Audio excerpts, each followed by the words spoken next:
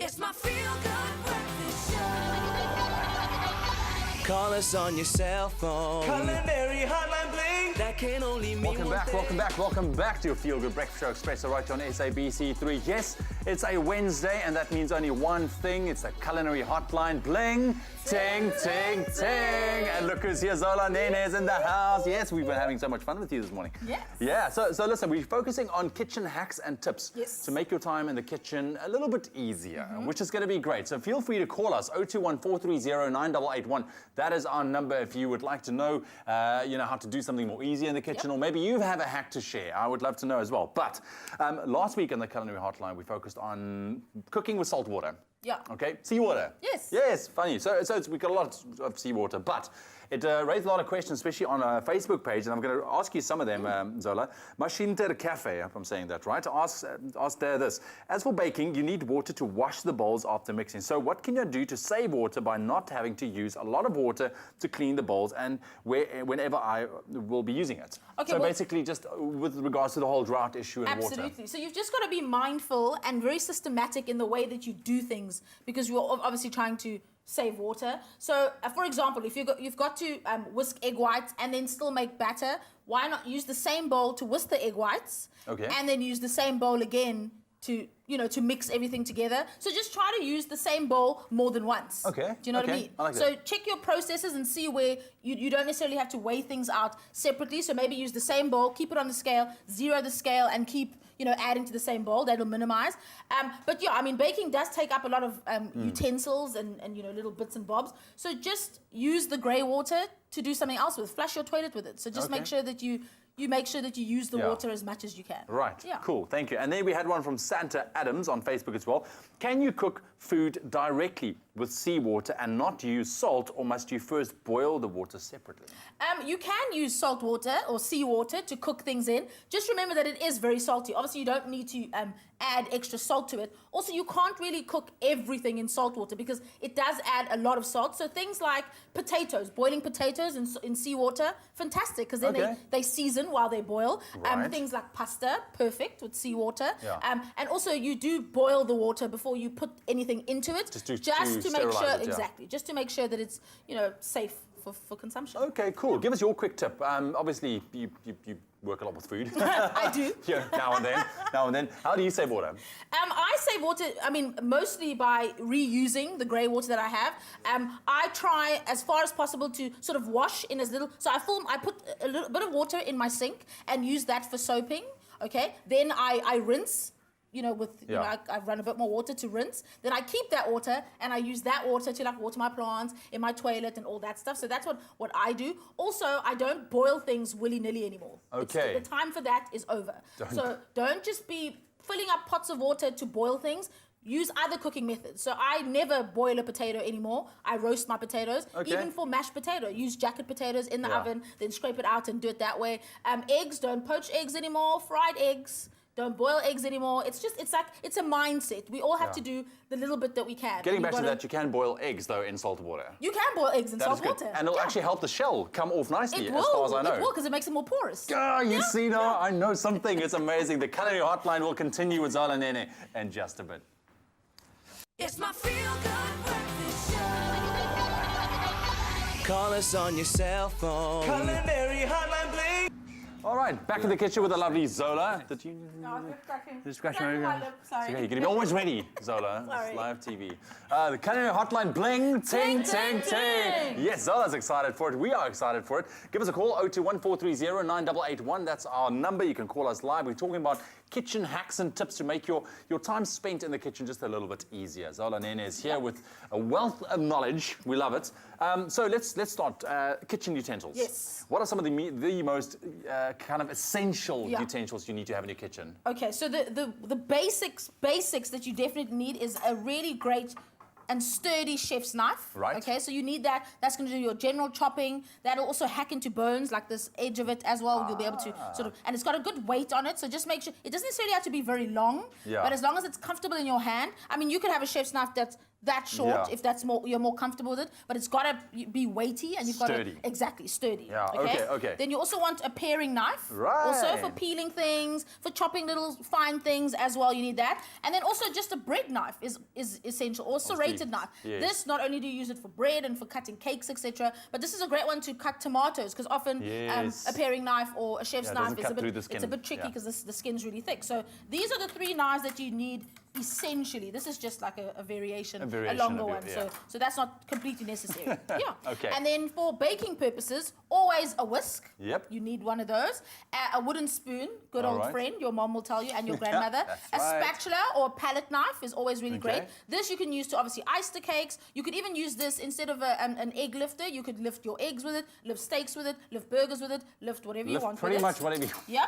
And then always a sturdy pair of tongs as well. Look, man, you're not South African if you don't have one of these in your kitchen. I'm just saying. That much is true. I'm just saying. That Yes, much is and she true. agrees. Okay, cool. So those are some of the essential utensils. Let's talk kind of machines, food processors, mixers, those kind of things. We use it. We've got a beautiful one do. here. It is a beauty. It's a beauty. I can see you two have a very special relationship. But if you don't have any of these kind of machines at home, what are some of the alternative methods if you are baking or if you're doing things? So if you don't have the luxury of having a machine, and not everyone does, listen, my mom, my grandmother used to bake not without a machine. So all you need is some elbow grease, a machine such as Ewan, a whisk, and a wooden spoon. Okay. That's it. So anything that this machine can do, you can do either by hand. So it usually comes with, like a different attachments. Yeah. A whisk attachment, so you can obviously use a whisk, a wooden spoon for mixing, like with the Okay. K beater, and it also comes with like a dough hook, and of course you could use your hand and some elbow grease. So you don't necessarily need a fancy machine to be Right. able to bake amazing things. You know, if it was me, I'll start innovating. It's like, okay, what's in the garage? I need to do this cake now. So what's in the garage? A drill. A drill and Yeah. something I'm sure you can run. But listen, I want to know from you, what is your must-have kitchen utensil or gadget, all right, that you Utensil? absolutely swear by in your kitchen that you can't live without? 021-430-9881. All right, we'll be back with the Culinary Hotline bling. Sing, sing, sing. Okay, we had a call from Pat. I've just been telling yes. All right. So wait, I'm getting info. Oh, okay. Okay. Oh, Pat's talking to you. Tips on how to do a chiffon cake. Oh, okay. Chiffon cake Yes. is one of those cakes that Thank you, it Paul. rises. Oh, okay. You bake it in sort of a tin that looks like a bundt tin, so it's got a hole in the middle, but it also has feet on the top. They are feet, but they come up at the top. Okay. Okay. You never grease a chiffon cake because you need the sponge. It's very light, lots of egg whites, etc. You never grease it because you need the sponge to cling onto the edges while it rises, and it rises really, really high. Right. If you grease it, it doesn't catch and it doesn't rise. Then as soon as you've baked it, you need to invert it, and those feet sort of elevate the tin, and then it slowly sort of sinks down, so there's no pressure on the cake. That's why it stays really light and really fluffy. Okay. Those are the tips. I hope that helped out. My imagination just worked completely way too hard right now. That is crazy. Thank you, Zola. Pleasure. The chiffon cake. That sounds. You must make it for us. Come I'll on. make it. I'll You come have back to and make make it it. for There we go. Our lines are open. 021-430-9881. If you want to tell us what is your must-have kitchen utensil or even a gadget that you swear by in the kitchen, we would love to know. It's my feel-good breakfast show.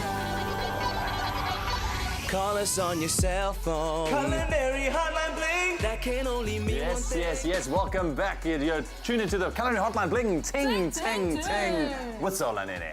Yes, the star that she is. Listen, we had a call on the line, Barbara. We can't, unfortunately, get her on the line right now. But Barbara, good morning, Barbara. If you're watching all the way from KZN, her question was, so how does she keep broccoli green after steaming it? So you've got to apply the same principles as if you were blanching it in hot water. So basically, after you've steamed it, you've got to put it into an ice bath. Yes, we're having a water shortage, so instead of a full ice bath, just a little bit of water with a few ice cubes in it, just to make sure that the temperature Yeah. drops really quickly, and then just run the broccoli in there. It'll cool down completely, and it'll keep its green color. Okay, easy like that. Thank you very much, Barbara, for your question. Of course, we are talking about kitchen hacks and tips with Zola Nene this morning. She ran us through some of the most essential kitchen essentials earlier on. So I want to get back to the knives. Yes. Out of all the knives, like you've mentioned a couple of them, what is the most important knife that you feel that people should have in their houses? Oh, okay. The most. I need to say two though. No, you can only say... I do. Oh, it's so hard. Pick one. A chef's knife, because chef's knife, okay. you can do everything Okay. that you need to with a chef's knife. You can crush garlic, so you can use it as a crusher, Yep. right? You can use it as a chopper, obviously. Yeah. You can peel with it, but just don't put it in your hand because that's dangerous. Yeah. So you can peel that way with it. So I think a good, sharp chef's knife that you're comfortable with is probably the number one knife. Okay. But All right, and in your close second one would be the paring knife. Just because, you know, a smaller knife is often easier for certain jobs. But a good chef's knife is good. Okay. Fantastic. Thank you very much. Now, still on the topic of knives, how to keep them in tip-top shape, especially looking after the blade, the edge, the correct way of sharpening them. You know, we see the fancy tricks, you know, like the guys do. It looks fancier than it is. I'm going to show you exactly how to do it. Do I need to stand back for this? No, you don't. It's not ninja moves. It's fine.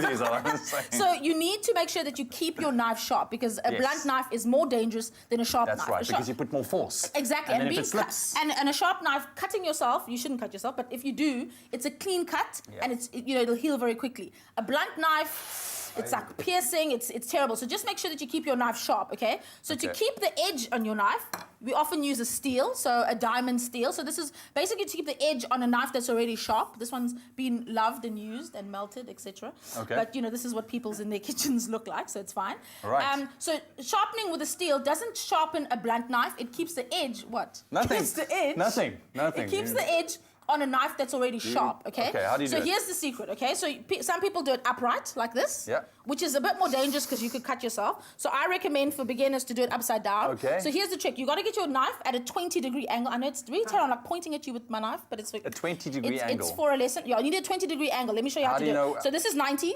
Okay. Half of 90 is 45. Right. Half of that is about 20. So that's what you need. Okay. So this is the angles. And basically, you run your knife down and you do it either side. And that's how you keep the edge on your knife. Yeah? And you should do this every single day after using your knife. Really? Just to make sure that the edge stays sharp. How long do you do it for? You do it maybe like 20 minutes. Yeah, it's work. Really? Yo, guys. You see now why chefs gets paid the big bucks, eh? Well, I don't know about that. But yeah, you've got to do it regularly so that your knife keeps its edge. Okay. But if you haven't done it in a while and your knife is completely blunt, you've got to call around your neighborhood and see who are actually professional knife sharpeners. So is there any truth to what we see on screen with the guys like going Well, yeah, I mean, kind of if full once speed you're really and- good at it, you go really fast. So yeah, there is truth to that. Well, not me. I'm not a ninja. I can't do it like that. But there are Neil Anthony, for example. When he comes here next, get him to be like wah wah wah, because really? he does that type of thing. Yeah. All right. Okay, so how can you then, just another question, how can you tell the difference between a good quality and a poor quality knife? I mean, if you're going to go out and buy one, look one, you know. Okay, so the weight. Graham says price. Price is, Well, price that's is one one of way. the ways. Also, there are a lot of brands that are reputable that have been around for many years. So that's also a quality of a standard of quality. But is there anything in the knife itself? There is. So you want to make sure that there's weight behind the knife. That means that this entire blade goes all the way into the handle, and you can feel it. So you know, sometimes a really cheap knife will all of a sudden the blade will separate from the handle. Yeah. And then you're like, but then that's that's not the way to go. So often with some knives, this is a really good knife and you can feel the weight of it, but sometimes you can see the little metal bits to show you that the knife blade does goes through, all the way through. So that's really important. Okay. And I can attest to this knife being good quality because it's been here for a number of years now. Absolutely. The handle's still on. Yeah. Very much so. Yeah, and it's worth spending good money on a knife because you'll have it forever. A good right. quality knife you'll have forever. Fantastic. Zola, thank you very much. We've got pleasure. one more Culinary Hotline heading your way in just a bit. Don't go anywhere. It's my feel-good breakfast show. Call us on your cell phone. Culinary Hotline Bling. And here we go once again for the last time with your Culinary Hotline Bling. Ting, ting, ting. Zola, Nene in the house. 021-430-9881. That's the number you need to call. We are sharing some interesting kitchen hacks and tips just to make your life in the kitchen a little bit easier. Yep. We are going to call on the line Colette from Milnerton. Hello, Colette. Hi, it's Nicolette. Oh, Nicolette. Hi. Sorry, Hi, Nicolette. Nicolette. Good morning. How are you doing? Hi, Zola. Hi, Ewan. Hello. Do you have a question or a comment? Yes, I want to know, Zola, is there any specific utensil that I can use or can get in South Africa to cut a pineapple? Oh, that's a very... You mean behind besides the chef's knife? Besides a chef's knife. Okay. I would use a Yes. combination of a chef's knife and a paring knife. But I'm sure there is a gadget that sort of spirals around. So just look online and there is a gadget. But if you do have a chef's knife and a paring knife, all you have to do is cut top and tail the pineapple. So cut the green... What is it? The spiky spike off, and then cut the bottom off, and then you lay it on the flat side, and then just run the knife down. Not wasting too much. So cut the peel off, and then take your paring knife and sort of run those eyes run sort of spirally downwards on the. You can sort of pick them out like that, or you can actually just cut that way, and then just underneath it, and you'll get quite a few at the same time. Yeah, you get this groove in Okay. it. Yeah. Oh, Yeah. Right, Nicolette, good luck. Awesome. Thank you very much for your question. thank you. What is that Thank pineapple you. thing? The spiky one. I don't know what it's called. Is that the leaves? The spikes. I don't know what they're called. Zola, you kill me. You kill me. Listen. You know what I mean? Just on the note of pineapples, Yes. I'm sure you've seen as well, because when I was living in Thailand for a while many years back, the way that they cut pineapples, I know. and so quick, Yeah. it's a skill. Yeah, It's and they ridiculous. actually keep the spiky on, and they do it Yes. upside down, and they're like, "Quah." But they're like so... That's crazy. Yeah. Listen, quickly, your go-to cake. Yes. If you want to impress. A go-to fail-proof. cake that you don't even need a recipe for. Just remember these rules. Equal quantities of eggs. Weigh them in the shell. So say 500 grams of eggs, 500 grams of flour, 500 grams of butter, 500 grams of sugar. Put it all into a mixer. Mix it all together thoroughly. You can then flavor it however you want. So lemon zest if you want a lemon cake, orange zest if you want an orange cake, vanilla if you want a vanilla cake. If you want a chocolate cake, you can take out about a quarter cup or 2 quarter cups, half a cup, of the flour and replace it with the cocoa powder. Also, use self-raising flour, and then you don't have to use baking powder. So you can either use self-raising powder or just add a teaspoon of baking powder. Okay. And that is a cake recipe is foolproof. That's like you said pound cake. It's a pound cake. Pound cake. Absolutely. Absolutely. You can't go wrong with a pound cake. You can't go wrong with a pound cake. It's sturdy if you want to decorate it some way. You can then Okay. flavor it with the syrup if you want afterwards as well. You can ice it or frost it however you want. It's a never-fail cake. Okay, awesome. Thank you very much, Zola. Listen, we wish. got another question. A question from a guy called Matthew. Hi, Matthew. He asked an interesting question. He's like, Yes. how can I get my eggs not to stick to my non-stick pan? Ask the manufacturer of the non-stick pan. No, I'm kidding. You don't even need a non-stick pan. Make sure that But he's got this problem. He said apparently, well, it's sticking. It's sticking. spray the pan before you put the egg in it. Okay. Or make sure that the pan is heated sufficiently before you put the oil in it, before you put the egg in it. Okay, so it must be nice and hot. It must be nice and hot, but I think that's a manufacturing flaw. So you heat the probably pan, talk then to- obviously before the oil or with the Before oil? No, you heat before the oil. Otherwise, you use Before far the too much oil. oil. So heat the pan, then add the oil, then the egg. Okay. Yeah, okay. but Like- it shouldn't really stick to a non-stick pan. But that's the thing. Get a new pan. I Get don't a new know. pan. I Try think it out. Maybe a different brand. Maybe you've scratched it too much, and the non-stick is no longer non-stick. Yeah. Because that happens. Okay, cool. So we have a caller on the line, Maria from Cape Town. Good morning. Hello, Maria. Good morning. Hello, Maria. Are you well? I'm well. I would like to give Zola a compliment, man. Okay. Oh, Maria. What's your compliment, Maria? Compliments, I admire her for her head being covered because she's really a true chef. Any woman that works in the kitchen must really cover her head to work with food. Thank you, Maria. I appreciate the compliment. I do it aesthetically more than functionally, but I appreciate that because I do also cook without my head covered. The thing is, when we're cooking in this environment, this is like our home. Yeah. So when you're at home, or when I'm at home, I know that I don't always cover my hair. Yes, I believe that you shouldn't touch your hair and touch food. That's very unhygienic. And having it tied back is wonderful, but you don't necessarily have to have it completely covered. But thank you. I also like my dress. Thank you very much. Thank you. Thank you, All Zola, right. for settling that. Yes, this is like our home, and she does look beautiful in her... Thank you, guys. This was your Culinary Hotline Bling. Ting, ting, ting. Zola, Nene.